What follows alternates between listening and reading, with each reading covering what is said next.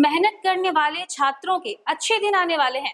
क्या अब कोई भी माफिया करोड़ों छात्रों के भविष्य के साथ खिलवाड़ नहीं कर पाएगा? और क्या अब पेपर लीक करने वालों को ऐसी सजा मिलेगी कि कोई दोबारा ऐसा करने की हिम्मत ना करे?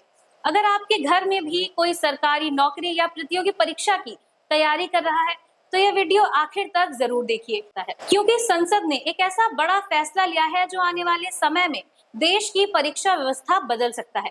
नमस्कार, मैं हूं मानसी और आप देख रहे हैं पाठक राज न्यूज।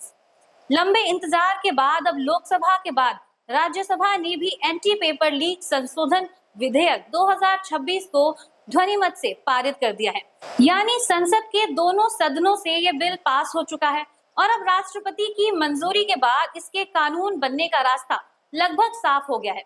लेकिन सबसे बड़ा सवाल ये है, आखिर इस बिल में ऐसा क्या है जिसकी पूरे देश में चर्चा हो रही है और क्या इससे सच में पेपर लीक रुक जाएगा?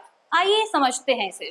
पिछले कुछ वर्षों में देश ने कई बड़े पेपर लीक देखे, चाहे नीट हो, सरकारी नौकरी की भर्ती परीक्षाएं हो या राज्यों की प्रतियोगी परीक्षाएं। हर बार लाखों छात्रों की महीनों की और कई सालों की मेहनत पर पानी फिर गया।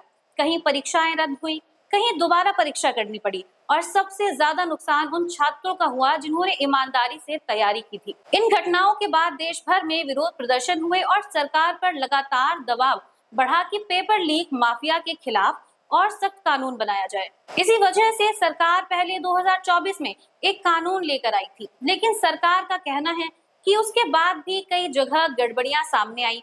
इसलिए अब उस कानून को और ज्यादा मजबूत बनाने के लिए यह संशोधन लाया गया है।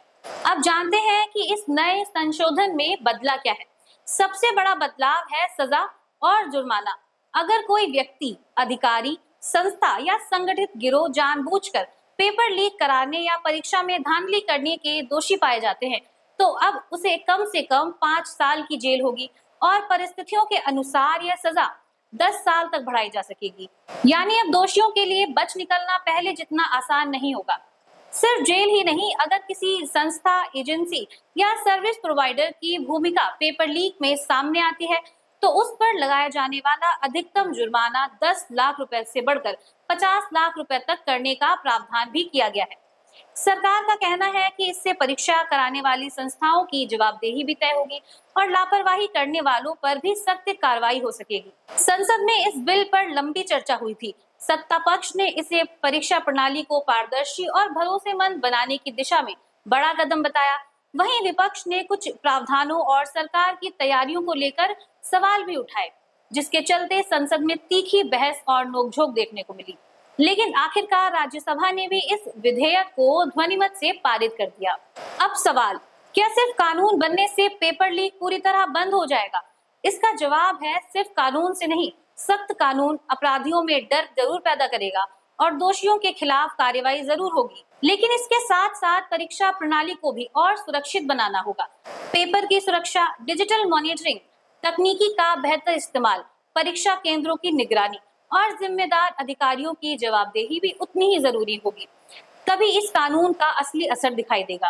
अब जब ये बिल लोकसभा और राज्यसभा दोनों से पारित हो चुका है, इसलिए राष्ट्रपति की मंजूरी मिलने के बाद यह कानून बन जाएगा। अगर इसे पूरी ईमानदारी और सख्ती से लागू किया गया, इससे करोड़ों छात्रों का परीक्षा व्यवस्था पर भरोसा मजबूत हो सकता है और पेपर लीक जैसे संगठित अपराधों पर काफी हद तक रोक लगाई जा सकती है। अब आपकी राय जानना बेहद जरूरी है। क्या आपको लगता है कि सिर्फ सख्त कानून से पेपर लीक पूरी तरह रुक जाएगा, या फिर परीक्षा व्यवस्था में तकनीकी और प्रशासनिक स्तर पर भी बड़े बदलाव की जरूरत है? अपनी राय कमेंट्स में जरूर बताएं।